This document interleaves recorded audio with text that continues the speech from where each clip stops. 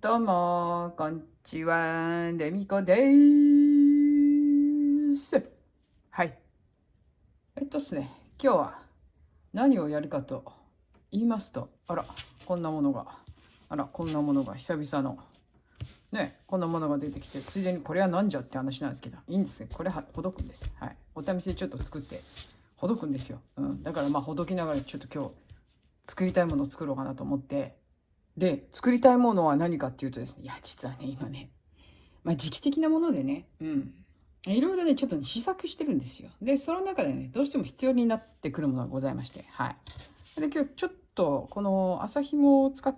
て、ちょっと器を作らなきゃいけなくなりまして、でそれちょっと作りながら、まあ喋っていこうかなと。基本はおしゃべりです。ね。なので、これどうやって作るかっつったらですね、まあこの麻紐の場合は私二重にしませんで、一重でやるんですけど、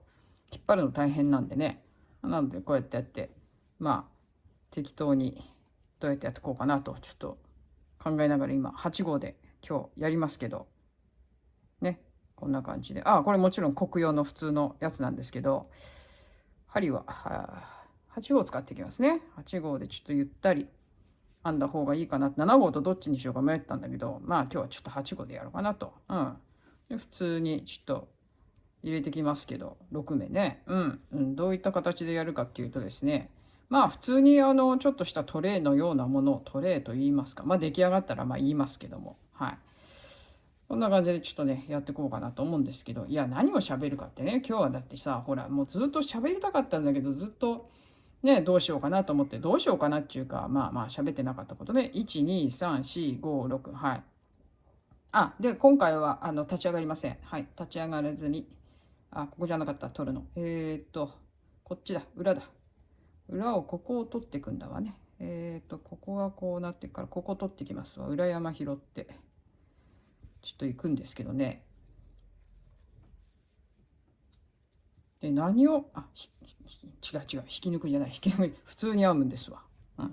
そう、普通に編むの。だからこれ出したんだよ。これ出してやってね、ギュッと広げておかないと、ちょっとこれ不便でね、引っかかるのが、止めなくていいや。はい、こんな感じで。はい、円で編んでいきますよ、ずっとね。はい。そうで、何をね喋ろうかなって言ってたってね、まあ今一番話題になってるので心配なんですけど、心配って言ってもまあそれほどと心配してるわけじゃないんですけど、まあ高市さんのことですよね。ねえ、高市さんやられてますよね、コニタンにね。まあ、コニタンもいい加減にしろよと思うんだけれども、でなんかいろいろ、なんか共同のなんか調査じゃない、アンケートによると、なんか高市さんのなんか答弁に不満がある人が70%とか言ってんけど、あれ本当かね。本当かねあれ。今までのそのなんつうの流れをずっと見てきたら、コニタンがもう完全に負けてるのに、なんかそれに気づかずになんかギャーギャーわめいてるだけって話なんだけど、説明は全部ほぼついてるのに、またほらあれでしょ、ないことを証明せよの悪魔の証明をまた言ってきたわけだけど、もうお墓だよね、あの人たちね。なんで俺たちが証明しなきゃいけないんだって。ね、疑惑を向けられてる高市さんが証明しろみたいなことをね、またないことの証明をしろって言ってるわけなんだけれども、もうほんとね、なんかもうくだらないっていうか、もうこんな長続きしないだろうと思ってたのに、まだ長引かせるつもりでいるみたいだけどさ、あれさ。何がしたいのかしらねって、まあ何がしたいかは分かるんだけども、要はだから高市さんを失脚させたいわけよね、つまりね。で、安倍さんが亡くなってから次に当然邪魔なのは高市さんだろうから、おそらくね。もちろん。なので、それもあるから、で、高市さんって敵も多いでしょ。で、敵も多いっていうかさ、なんていうのかな、こう、邪魔だと思っている、同じ自民党内でもそう思ってる人がいるわけよね。ね。その人たちがいるもんだから、大手を振ってこう、自民党は助けないわけよね、もちろんね。で、それでいて、まあ政府ね。だって一応閣僚だからね、高市さんだって。で、自分で任命したのに岸田もあんまり助け舟出さないでしょ。むしろなんか、静観してるみたいなさ。ね。これだったら今日になってからなんか、高市さん罷免かもみたいなニュースが流れてきて、で、それで、まあ、それを思いとどまってるかもしれないっていう話もまた出てきてて、まあ、どうなるか分かりませんけれども、なんか、あれだよね。何の日もないのにさ、要はあれって、総務省の中の、なんていうのかな、メモ的なファイルっていうか、メモ的な書面が、まあ、行政文書として、なんだ、保存されるべき管理ファイルにも、載ってなく、で、それで、極秘文書だからとかってコニタンは言ってるけど、じゃあその極秘文書どうやって手に入れたんですかっていう話で、要はもともとはだってあれってね、別に高市さんをどうのこうのしようとした文書ではなくて、省庁内でその総務省の中でこういうことにしておきたい人たちっていうのがあの文書を適当に書いた文書だってことがもうほぼ判明だよね。だってね。ね。だって決済も上の人間の決済もなければ、誰が書いたかもわからなければ、保管していた場所もっていうね、管理簿にね、管理のところにファイルにインデックスに入ってないっていうさ。ってことはインデックスに入ってないっていうことは見せたくない人たちが省内にいてっていうところで、まああの話が出てくるわけですね。要はなんだ、省内のなんだ、自治省、元自治省と元郵政省の派閥みたいなやつの争いみたいなさ、そんな話がまああるわけでしょ。うん、それも相まってっていう話でね、結局はだから郵政の中で郵政派の中だけで回してた文書だっていう話なんだけれども、自治の方に見せたくないっていうさ。で、それであれじゃん、総務省が答弁でなんかいい加減な答弁してるのはね、レクがあったなかったの話もそうだけど、もちろんね、レクがあったと、あったかのような文章を残しておいて、レクがなかったとは言えないわけですよね。だってそしたら完全に嘘文章を残しちゃったことになるわけだから、それはやばいわけよね。総務省としては立場がやばくなるから、そういうことしちゃうとやっぱり嘘の文章を残しているっていうことで。だってそれがさ、希望的なものだったりとか、ね、こういうことをした方がいいだろうとか、そういうさ、意見的なものが書いてあるものだったらまだしもさ、やってないものをやっちゃったって書いたとしてね、例えばね、書いたとして。で、それを見て総務省が確かめてみたら、あら、本当はなかったんだっていうのをさ、後からさ、なかったなんて言えないわけよね。文書として残しちゃってるからね。行政文書ってやつは公文書まではいかないけれども、一応だからメモみたいなものもなんだ、党内じゃない省内でこれメモったやつを誰かに回すっつって文章を誰かに回せばすでに行政文書になるっていう話だからさ。うん。だからそんなんで何書いてしまった文章があるもんだからなかったとは言えないわけよね。だからあったかもしれない的なことしか言えないわけで、あったかもしれないって言ってんのを、だからコニタンはあったあったって言って喜んでるわけでしょ。レクがあったんだって。でも結局はね、大臣室の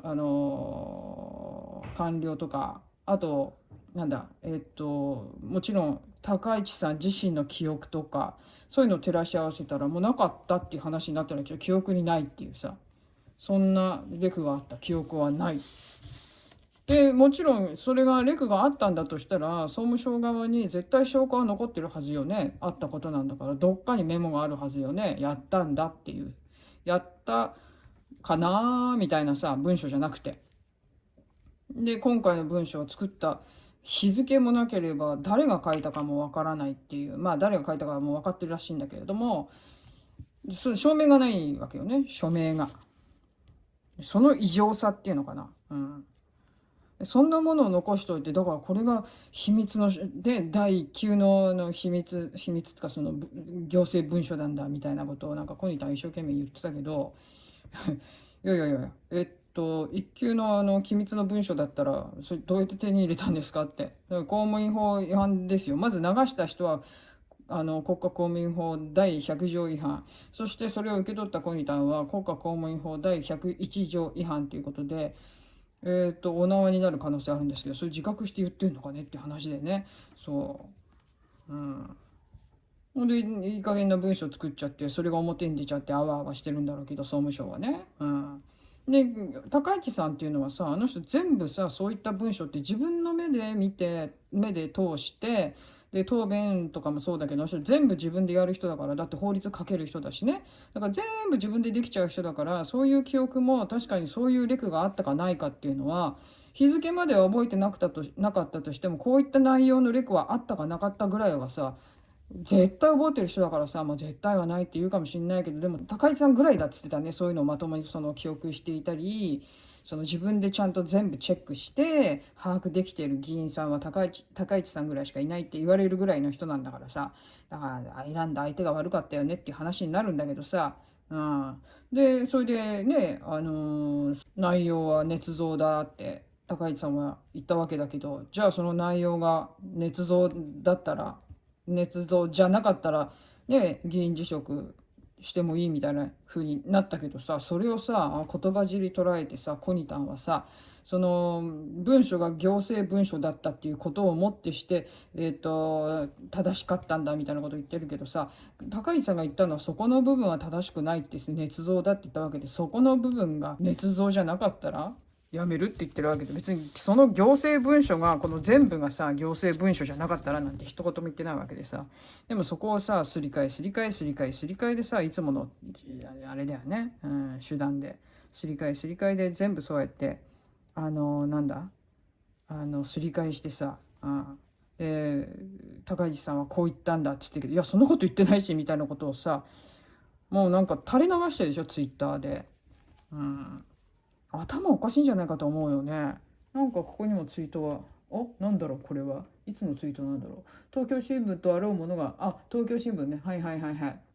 玉木代表のコメント垂れ流しとはがっかりする。今回の事件の本丸は言論弾圧が可能な違法な解釈を撤回させ、放送法を国民の手に取り戻すことにある。それが情報提供者の思いであり、戦っている立憲議員の思いだ。なお、自民寄りの玉木代表は解釈撤回を主張していないって、バカなのかなこの人。だってさ、中でこの事件じゃないけどさ、この人さ、なんか違法な解釈とか言ってるけど、言論弾圧が可能な違法な解釈を撤回させって、そんな解釈変更なんかされてないんだよね。全然されてなくって。で別に、でその前にさ、大体さ、その担当の省庁のさ、トップね、要はだから、総務省がさ、じゃあもし当時の総理だった安倍さんと放送法に関しての議論をして何が問題なのって話でしょ。まず解釈、これはどうなんだろうっていう話をして何が問題なのって話じゃない。でも実際はその解釈変更なんて全然してないし、それをしたと、なんでこの人はしたって言っているんだろうね。どこをどう変えたのかね。ね、全然変えてないじゃん。変えてないのになんでこの人は変えたって、どこがどう変わったのか言いなさいよまずって。そしたら大体変わってるわけないんだから、変えてないんだからさ。うん。だから何もかもおかしいんだよね。まずじゃあこの内容が本当だったとして、高市さんと安倍さんが電話で話すことに何の問題があるの。まず大臣と総理が議論して何が悪いのって話で、まずね、うん、そこがまずもうおかしいじゃない。だってそしたら議論もできないんですかって話になるじゃない。議論できないんだったら政治家の仕事って何なのよって。ね、法律作るのが仕事してるわけで、で、時代の流れによってその法律も変えていかなきゃいけないわけでしょ。それが仕事なはずなのにさ、じゃあ議論もできないって、じゃあ何のためにあなたたちいるのよって話になるじゃない。うん。言ってることが最初からおかしいんだよね。うん。で、まず、じゃあ、高市さんと安倍さんの電話内容がどうのって、電話内容誰が聞いてたのって話じゃん。だってそこでまた。誰が電話内容一体聞ける立場にあったのって。だってじゃあ高市さん側にいた人がその電話をそばで聞いていたとして、どうしてじゃあ安倍さんが電話の向こうで喋ってることが聞こえるの。で、そんなところで、そんな話をするの、大臣と総理が。何もかもがおかしいんだよね、やっぱりね。じゃあ安倍さんの声が聞こえてたんだとしたらどういうこと？盗聴ってことになっちゃうわけよね。電話を盗聴してたってことになるわけでしょ。これみんな言われてるけど。だからそんな事実はなかったって高市さん言ってて、じゃないことを証明しろみたいなことまた変なことほら言うわけじゃない。あちらさんはさ、ないものどうやって証明したらいいんでしょうねって話なんだけども、だからこの疑惑があるんだって言ってる人がこういうもの持ってきたんだったら、それが本物かどうなのか、それが本当なのかどうなのか、きっちりと証拠を揃えるのは持ってきた側の話であってっていうのは簡単じゃん。だって例えばね、万引きしましたっつってね、警察に捕まりましたっつって、でこれ冤罪だったとしますよね。その人万引きしてないのに捕まっちゃったね。で俺やってないって言ったってさ、じゃあやってない証拠を出せって言われたって、やってない証拠なんて出せないじゃん。やった証拠は出せるじゃん。だってやった時にはさ、その盗んだものが出てきたりとかさ、カメラに映っていたりとかさ、やってる証拠っていうのは出せるけどさ、やってない証拠なんていうのは出せないわけで、じゃあずっとカメラ回してて、ほらやってないじゃないですかって言ったって、いや見えないところでやってるかもしれないみたいなさ、そういう話になっちゃうわけでしょ。で見えないところでやってないっていうことを証明しろって言われたって無理なわけじゃん。でまたほら水穂とかもさ、なんか乗っちゃってさね、高市さんが証明しなきゃいけないとかさ、また言っちゃってさ、お前弁護士だろって話でさ、弁護士がそういうこと言うんだと思って本当びっくりしたんだけど、まあ毎回そういう人だからね、水穂はね、あれなんですけど。でそれでなんか全然もうなんか破綻してるのに、論破もされてるのに、それもさなんかなんだろうな、いくら言っても信用できないってね、なんかまたほら杉尾が言ってんでしょ。信用できないって、あなたの言うことは信用できないとかっつって、だから高市さんもねカッチーン来てね、だったら聞くなって話でね、そりゃそうだよね。だってこれでまた国会空転させてね、まあそれが持ってきた目的っていうか、なんだろう、国会も空転させて、そして高市さんも引きずり下ろせればラッキーみたいな、そういう人たちだろうからさ、本当に何がやりたいのかってそれなんだろうけど、なんだろうな、なんか恥ずかしくて見ていられないぐらいみっともないことやってるんだけれども、でそれに本人たちが気がついてないのかね。あれね、本気で自分たちは正しいと思ってやってんの？あれやってたら相当頭いかれてると思うけど、そうじゃなくて、だから多分潰すための、手段としてやってるんだろうけど、だけど稚拙だよねっていうのがよくわかるっていうか、コニタンにしたってさ、あんな文書なんかどうやってもらったんどっからどうもらったん？それで言っちゃったでしょ。先輩だの後輩だのからね、もらったみたいなこと言っちゃってさ、あのなんつったらいいんだろうね。普通は情報元っていうのはさ黙ってるもんだけどさ、まあこういったものを黙ってるわけにはいかないかもしれないけどね。だって法律違反だからね、まずね。一応機密文書なわけだからね、行政文書として、しかも機密扱いってなってたわけだからね、その内容がどうであれ、いや本当恐ろしい。なんかもうでっち上げで何でもこうやって進めてきて、何でもなんていうのかな、人を潰すためにでっち上げでね持ってね。だからあれだよね、冤罪っちゅうかさ、いるじゃない、痴漢でさ、被害受ける人、痴漢されてじゃなくて痴漢の犯人に仕立て上げられちゃう人っているじゃない。同じだよね本当に。でそれをやろうとしてるわけだけど、これで寄ってたかってさね、信用できないとかっつってさ、もうイメージだけでさ押し通そうっていうさ、でもなんかあれだよね、違うアンケートでは、ツイッターでのアンケートではいい加減にやめろっていう声の方が全然大きくて90%以上あってね、くったらないからさ本当に。でなんかね、昨日だか今日だか出てきた話だと、高市さんが辞めなきゃいけないかもみたいなさニュースが入ってきた、罷免っていうね、だから要は大臣辞めさせろっていう話なんだろうけど、でそれがなんだ裏でその立民っていうか野党の方から、それ辞めさせないと国会審議ね、出てこないぞみたいなね、審議拒否みたいなこと、またあれでしょ、奥の手じゃないけどいつものやつでしょ。もうまあいいんじゃないの、ほっとけばいいじゃない。だって来ないんだったら来ないで、だって予算もう成立してんだからさ予算もう成立してんだからいいじゃない、ほっとけば。単純にもう予算成立してからほっといてもいいと思うけどね。来ないんだったら来ないで、お前らが勝手に来てないだけなんだからっていう話でね。適当に私編んでるけど全然合ってないと思うんだけど数が。まあいいや、適当にやっていこう。だから言ったらもう、だから野党としてはもうなんだろう、森掛さくらの再燃を願ってやってるわけでしょあれって。ね、また同じように国会を空転させて、何をさせたくないのか知らないけれども、まあ高市さんにセキュリティクリアランスの話をさせたくないんだと思うんだけど、法律をね通させたくないんだと思うんだけれどもね、もちろんね。だけどもうとにかくもう質が低すぎて驚くわ、日本の野党、特に与党もそうだけども、野党の質が低すぎてびっくりする。だって彼らはあれが仕事だと思ってんだよね、多分ね。与党と一緒に協力して日本を良くしていくためのその法律に対する議論だったりとかっていうのをするためにいるのではなくて、好きあらばっていう感じで、なんだろうな、まあ与党側の政治家を潰していくっていうさ、それが仕事だと思ってんのかね、あれね。まあ見にくいったらあるしね。彼らに投票するのはどういう人なんだろうねって本当に思いますよ。千葉県民さん、長野県民さんね、本当にね、どこの選挙区か知らんけれども、よくは自分のとこじゃないから、まあ長野もね結構赤いからね、あれなんだけど、だってこれあれだよ、森掛さくらの再燃狙ってかもしんないけど、結果的には第二の永田メール事件になりかねないよ。だってコニタいつ亡命すんだよ。これ亡命しどこだぞ今ね。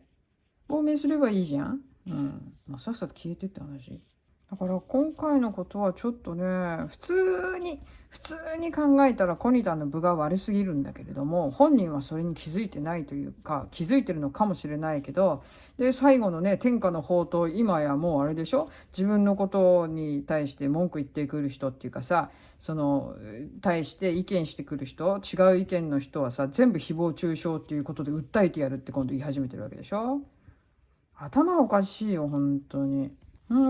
ケツの穴の小さいっちゅうかなんちゅうか、まともになんか議論もできない人なんだなっていう話だよね。いや怖いわ怖いわ本当に。こうやって冤罪って作られていくんだわっていうのをね目の当たりにしてるような感じですけど、でも高市さんは強いよね、やっぱね。揺るぎないよね。だからたとえ罷免されたとしても絶対謝ったりしないだろうし、それでいいと思うし、だって高市さん何の非もないんだもん。だってもともとこの文書だって高市さんを貶めるために作られた文書ではないと思うから、たまたまそこに高市さんが大臣であっただけでね、その時期にね、まあもちろんね、総務省としては高市さんに対してよく思わない人もいっぱいいると思いますよ。だって当時も結構やり込められてたわけだからね、高市さんにね。いやいやいや、面白いっちっちゃ悪いけどさね、面白くなってまいりましたっつったらまああれだけども、まあコニタンがこれからどうなっていくのかちょっと見ものだよねっていう話でね。だってどんだけ恥さらしてんだっていう話でね。これでコニタンに対して何のお咎めもなかったら本当に野放しだよね。だってさ、機密文書を手に入れてるわけだからね。くしくも西山事件って言ってちょい前にその西山ってやつがね死にましたけども、やつがやったことと同じことですよね。外務省の機密の文書を盗まさせてね、手ごめにした女に、で必要がなくなったらポイ捨てしてっていう、でその女の人の人生をめちゃくちゃにしたわけでね。で裁判官すらも感情移入して男の風上にも置けないって言って処罰した男ですよ。その男は死んだわけです。国家機密を漏洩させた、疑いで、実刑受けてね、漏らした人もね、女の人もかわいそうだよね本当にね。まあ漏らすの方も漏らす方なんだけどね、もちろんそうやってね引っ掛けられてかなり強引だったって話だけど、最初はさかわいそうに。それと同じことしてんだけどね。だからこれが立件されたらちゃんと、だから警察っていうかその検察ね、でそれで事件化されたらコニタンはだって捕まるんだよ、有罪だよ。だってこれは一級の機密文書ですって、だってテレビの前で言っちゃってんだからさ、どうやって手に入れたんっていうどうやって手に入れたんみたいな。それを渡した人も受け取った人も罪だからね。それ分かってんのかな分かってないのかもしれないよね。どうせ自分もほら総務省出身だからさ、ね、それで後輩だの先輩だのからもらったって言ってるんだけどさ、だからそういうさ、そういう意識が薄いんじゃないのやっぱり。だから自分の知ってるところからね、自分の古巣から入手できるっていうさ、その、おごりみたいなのもあって、で、それであれなんじゃないの、俺には人脈があるんだ的なところでさ、国民の前でっていうかテレビの前でっていうかね、言っちゃったけど、それ、俺犯罪犯しましたっつって、全国ネットで喋ってんのと一緒だからね、あんなのね。僕犯罪者ですって。バカじゃないのって思うけど。本当に。でも今回のことは本当高市さん何の気もないからね、あれね。もう本当になんかもう当たり屋に当たったみたいな話でさ。いや、本当もうなんかかわいそうって言ったらおかしいけど、でもなんか変なのに目つけられちゃったなって思うけど、まあ目つけられやすい人なんだけども、でもその反面、コニタもやばい人に目つけましたねみたいな。こういうことやられるっていうのを多分高市さんは分かってるから、自分がやられやすいっていうのは分かってるから、あの人多分身の回りすごい綺麗だと思いますよ、やっぱり。どう考えてもね。おいでいて、しっかり勉強もしてるし、しっかり全てに目を通して、頭の中叩き込んでるようなタイプの人だからさ、そういう人相手にね、通用すると思ってんのかねっていう話だよね。12345だからちょっと無理じゃないと思うけど、だからあとはね、今噂が出てる高市さんを罷免するしないっていうさ、これ罷免したら本当に岸田内閣っていうのは本当クソだっていう、まあクソなんだけどさ、もうすでにクソなんだけど、それをますますそのなんていうのかな、証明しちゃうようなね、なんだ政府だっちゅう話になるんで。ほいでいてあれだよね。あの話もちょっとムカつくんだけどさ、なんだあれでしょ、渓谷の大統領来たんでしょね。それに対してのなんだよ。あの態度はなんだ態度っていうか、ホワイト国にもは戻さないけど、これとこれは OK って意味ないじゃん。なんの。なんで今までさ、戦略的にさ、仕方してたのにさ、それをなんで解消しちゃうわけ、ここで。頭悪いよね、本当に。頭悪いっていうか、日本を何だと思ってんだろうね。だってさ、いくらアメリカに言われたからってさ、うちの国のことですからっつって内政干渉だっつって突っぱねればいいじゃんね。でそれをずっとしてきたわけよね、安倍さんは。安倍さんも菅さんも。なんで岸田はできないの、それが。犬だからワンワン。ねえ。本当に犬って言われてるけどさ、ほんと情けないよね。日本は本当もうどんどんどんどんダメになっていく。恐ろしいほどに。いやー、本当に安倍さんがいなくなってから本当にガラガラと音を立てて崩れていく感じが、ものすごいスピードで日本がダメになってってるわ。どんだけあの人が抑止力だったかっていうかさ、もうタガが外れた状態になってるけど、そのタガだったかっていうことだよね。本当にどうなってくんだろう。こんなくだらないことをさ、国会でやってる暇なんかないわけよね、今ね。周りの環境を見なさいよって話で、今どうなってんのって、日本はどういう状況に置かれてんのってことを考えたら、こんなことやってらんないよね、本当に。だけどこれをやっちゃう野党っていうのはやっぱり売国なんだわってね。もう日本の国なんかどうでもいいわけよね。とにかくなんだろう、自分たちのそのなんだろうな、存在意義っていうのはもうここにあるんだみたいな、ここでしかなんか見出せないっていうかね、人を責めて、意味のないことで責めて、国会空転させてって、もうそこにしか自分たちの存在価値はないのかねって話でね。よくあんな人たちが出てくるよね。出てくるっていうか、いや、投票してんのは国民なんだけど、それが怖いよ、私は。だから民主主義っていうのはね、本当におっかないんだよ、こういうとこで。怖いなと。民主主義だって間違う時は間違うからね。民主党政権ができた時のように絶対ダメだって言ったのに、私あの時。でもあの時はまだ安倍さんがいたからね。安倍さん絶対この後また来るって信じてたからさ。でも今もういないんだよねって。そうなるとやっぱ高市さんだもんね。ほんとやばいよ。高市さんを何とかして持ち上げないと。本当に。だってそうじゃなかったら、あとだから5年後日本あるっていうぐらいの危機ですよ今。ほんとそれにどれぐらいの人が気づいてるのかなって、まあ漠然と思ったりもするんですけどね。のんきに私もこうやってやってるんだけどさ、でも実際のところなんかいろんなことを考えると、5年後に私が帰る自分の国ってあるんだろうかって、本当そう心配するぐらい今本当やばいからね、状況としては。他国に対して強気で出れない岸田みたいなやつがやってると、もう日本の立場は本当どんどん弱くなるよね。いや安倍さんがどれだけ頑張ってここまで日本の立場をね、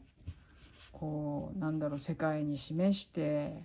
いろいろやってきたかっていうのが、本当安倍さんのこの約8年間の努力全部水の泡。岸田のせいで、まあ岸田だけのせいじゃないけれども、安倍さんがいなくなったことでこうなってくんだなっていう感じだよね。本当にこんなにバカばっかなのかと。言っちゃった言っちゃった。いやでもね、このなんだろうな、この騒動になんだろうな、載せられてね、高市さんやめろなんていう国民がいたとしたら、いるんだろうね。でもきっとね、あちらさん側にはそれもだからさ、本当分かってなくて言ってる人と分かってて言ってる人とどっちにしろ両方いるわけだからね。あれなんだけど、本当にね、こんなんで引っかかってね、なんか高市さんってそうなんだ、嘘つきなんだと思って高市やめろなんて言っちゃう人がもしいたらね、その人お尻ペンペンだわ本当にね。分かってて言ってる人はもうあれだわ、島流しそして分からないで、言ってる人はお尻ペンペンだわ本当に。さあこの辺からもう普通に編んでこうかな。超適当に編んでるんだけどさ、超適当でいいのよ。このぐらいの大きさでいいかな。もうちょっと小さくてもいいかな。小さくてもよかったかな。いやもう何がねどう話していいのか私もよくわからないからさね。あんまりだから細かいとこまで言ったらもう本当に長くなっちゃうし、本当にいろんなことが重なって重なって重なってこの状況になっていくから、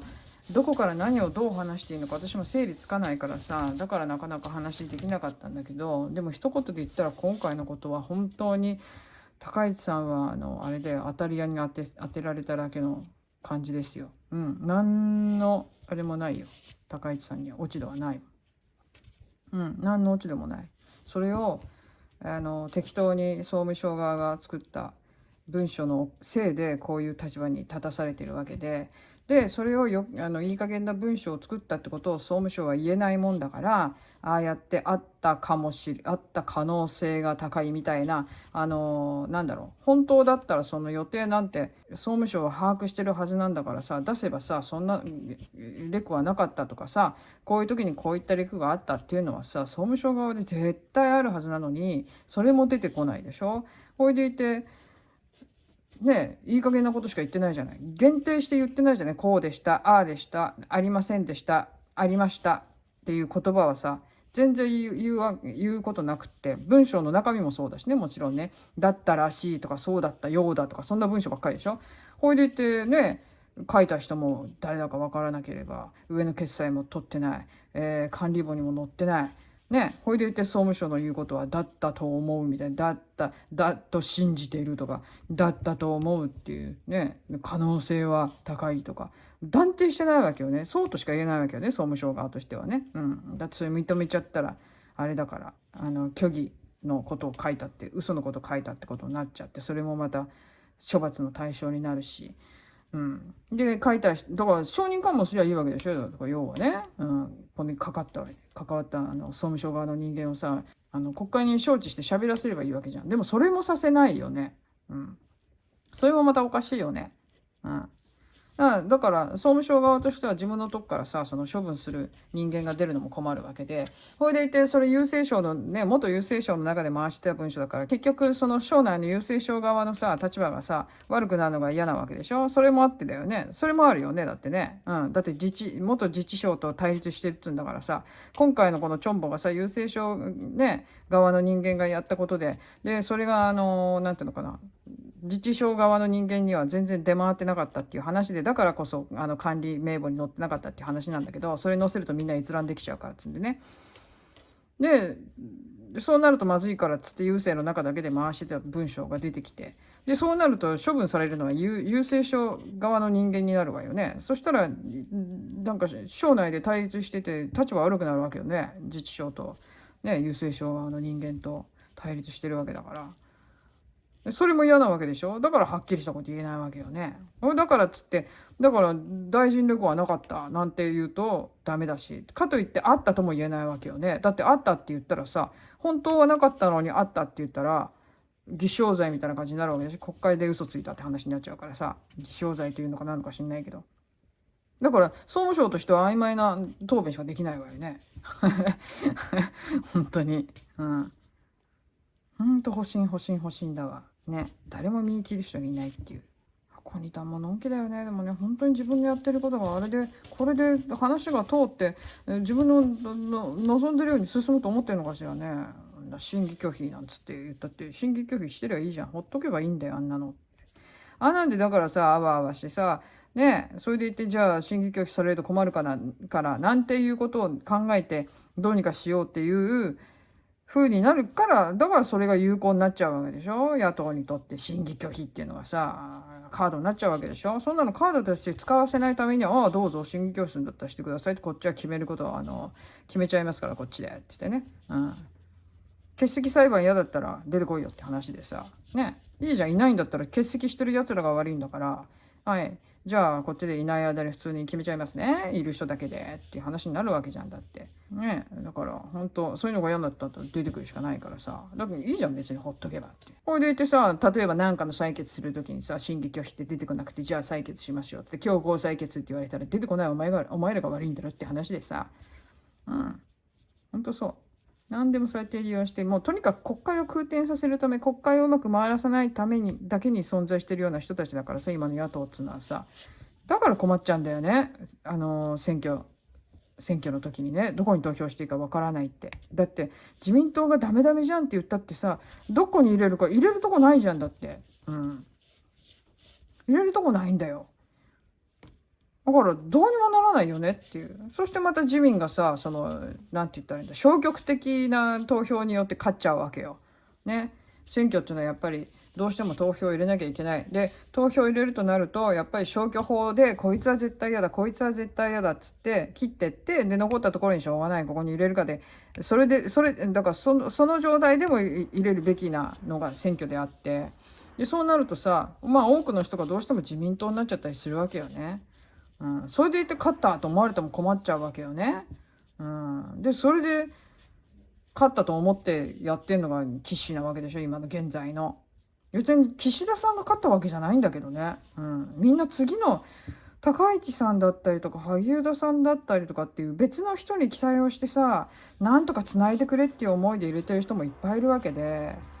あら工事始まっちゃったわ。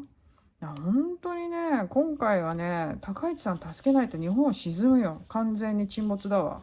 やばいやばい。まあ、絶対もちろん議員なんて辞めないとは思うけど、罷免はね、ちょっとわかんないけどさ、でもこれをね、政府が、内閣がこう、なんつうのかな、岸田さんが罷免させるっていうんであれば、まあ、岸田は本当にノータリンだわね、本当にね。だから、まあ、首相になる器のない人だからさ、それをなんで本当にこっちよりはマシでなっちゃったからさ。だって首相になることが目的で、あの人、首相になることが手段じゃなくて目的だからさ、本当にもう。で、韓国に対してだってもう本当腹立つわ、腹立たしいっちゅうか、本当に。放置しとけばいいのにさ。韓国も。いや、そんなこんなでね、私はいろいろ喋ってまいりましたけどね、いやこれ何作ってんのって言うとですね、実はこれで何を作ってるかというと、ちょっとしたカゴを作ってるんですよ。まあ見てわかるよね。見てわかるよね。だってね、これでやってるわけだから。そう、カゴを作ってんだけど、うまくできるかわかんないね。これもうちょっと、いや、サイズ的にはこのぐらいでいいか。もうちょっと小さくてもよかったかな。だからここ最近ずっとね、だからこれを利用するための、ね、これを利用するっていうか、これを器として何かをこう入れるためにね、これ今編んでるんだけど、なかなかね、ちょっとあれですよ。面白いものをちょっと編んで、そしていろいろちょっと動画も試してみたりなんかして、テストしたりなんかして、ちょっと楽しんでるんですけど、いや、それをね、編み方やるかどうかちょっとわかんないんですけど、一応、そうだね、やってもいいけど、うーん、どれがいいかな。どれがいいかなってどういうことって話なんですけど、いや、まあまあ、いろいろ作ってんですよ。いろいろ試しでね。去年やろうと思ったことなんですけど、去年はちょっとできなかったので、ちょっと今年はやろうかなと思ってね、この時期にね。じゃあちょっとこれをね、今回終わりにしようと思いますよ、一応。はい、こんな感じで編んでまいりました。まあ普通だったらこうするのかもしれませんけどね、どっちがいいんだろうなと思いつつやってるんですけど、表から見るとこんな感じだけど、私は内側から見たいのでひっくり返します。はい。で、これ、で、なんだ、俺やって思うでしょね、思うよね。こうやってちょっと曲げるんだわ。こうやって。こういう感じで、ちょっと、こういう感じにするんだわ。これをどうしようかな。どこを止めようかな。これをこう止めようかな。はい。はい。止める場所としては、こういう感じにしたいから、少しこう丸みを帯びた感じ、この縁が。丸みを帯びた感じにしたいから、ちょっと上目を通して、ちょっとね、こういう感じで、この上のところを止めていこうかな。そしたら、いい感じにならないかな。いやだけどほんとね、ニュースを見てるとね、もうほんと憂鬱な気分になってくるよね。なんかアメリカとの関係にしたってさ、もうちょっとさ、例えばさ、協調するっていう感じでね行くんだったらいいけど、従属じゃん完全に。もうそれがなんつうんだろう、顕著っていうかね、本当に自分の意見なんてまるっきり言えなそうな雰囲気だし、結局自分のっていうかさ、その国のことを考えてよりもさ、そうやってなんかアメリカだったらアメリカのさ、言うことを聞くだけっていうのはさ、結局はまあ言ったら欲しいんだよね、やっぱりね。だって総理になりたくてなったわけじゃない。結局それが目的の人でしょ。ってことはさ、総理の座についてるためにはさ、アメリカさんの言うことを聞かなきゃいけないわけよね、そういう意味で。そうなるとやっぱり国益だの国民の利益だの、そんなことよりもやっぱり自分の保身が最重要課題になるわけだから、そうすると言うことを聞かざるを得ないっていう、そういうことなのかしらねって。だって本当に国のこと考えてやってたら、そりゃあね、言うこと聞いてるばっかってわけにもいかないでしょうよって思うんだけど、でもしょうもない言うことばっか聞いてるわけじゃん。例えばZ 賞のね、言いなりだったりとかっていうのも全部保身じゃないの、言っちゃったらさ。ね、自分がそう叩かれたりなんだりやられるのが困っちゃうわけだから、器じゃないわけよね、結局それを考えると。全然総理とかっていう器じゃないっていう。今回のことでね、特に高市さんのことなんか見てるとわかるけどさ、どんだけちゃんと自分が政治家としてね、この国をの政治を担っていく人間としてどういろんなことに対処していくかっていうのを見てると、やっぱり全然もうなんか高市さんとの器の差はなんか歴然としてるっていうか、ちゃんと国のことを考えて政治やってくれる人じゃないと困っちゃうわけだからさ。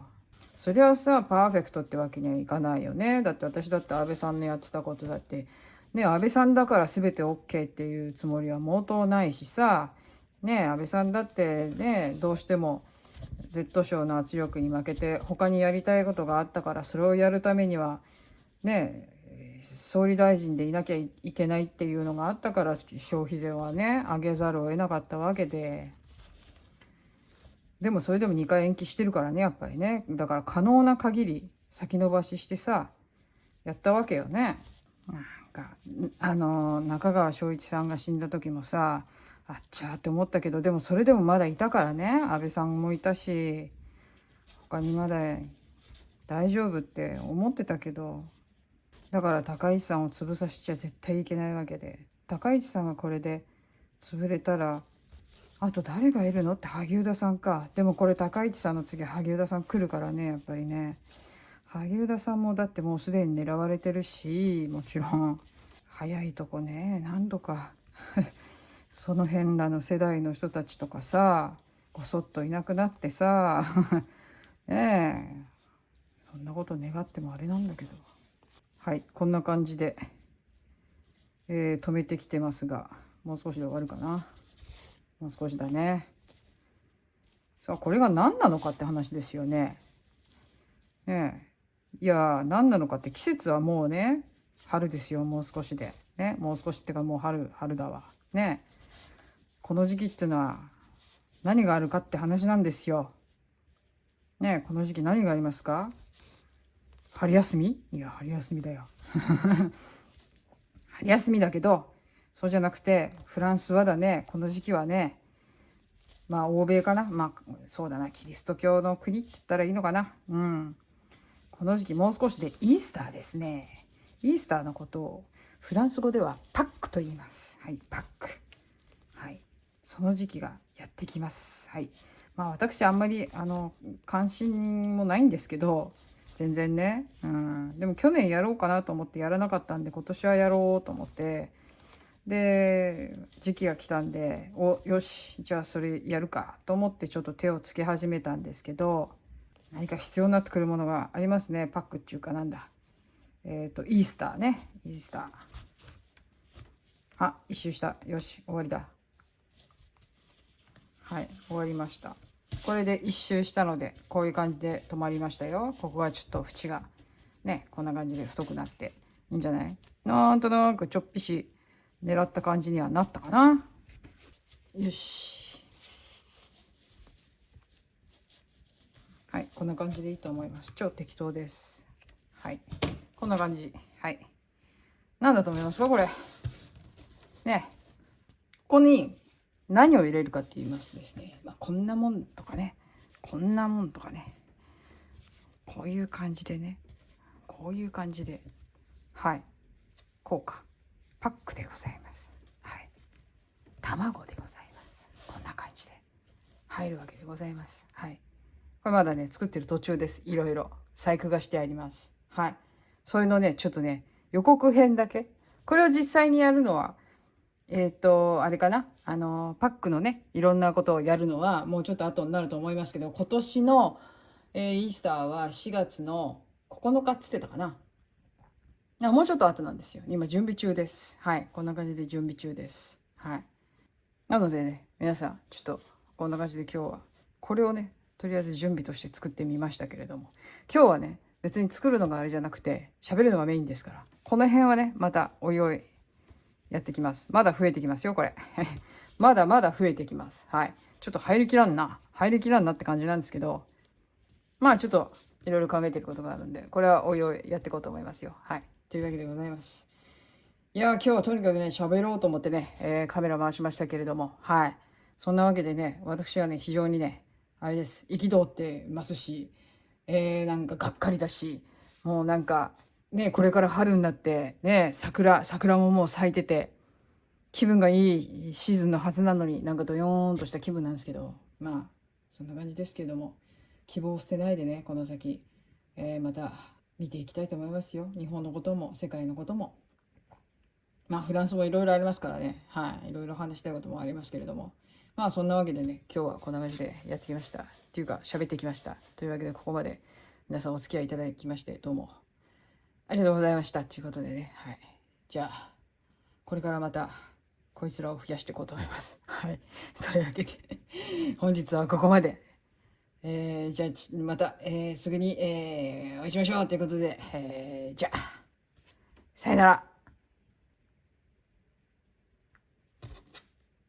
つかね、卵もいいんだけどさ、ね、卵もね、うん。でも卵っつったら何よっていう話でね、うん、いろいろ考えてるんですよ。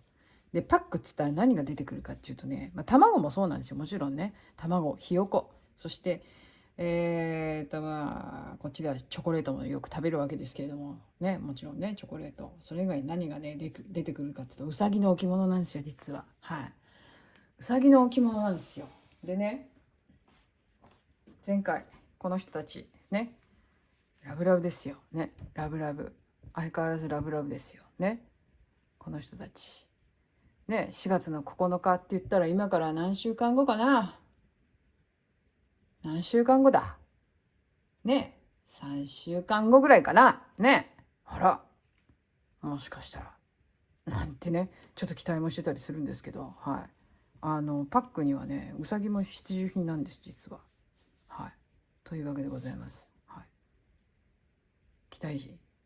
してみようということで、じゃあ、バイバイ。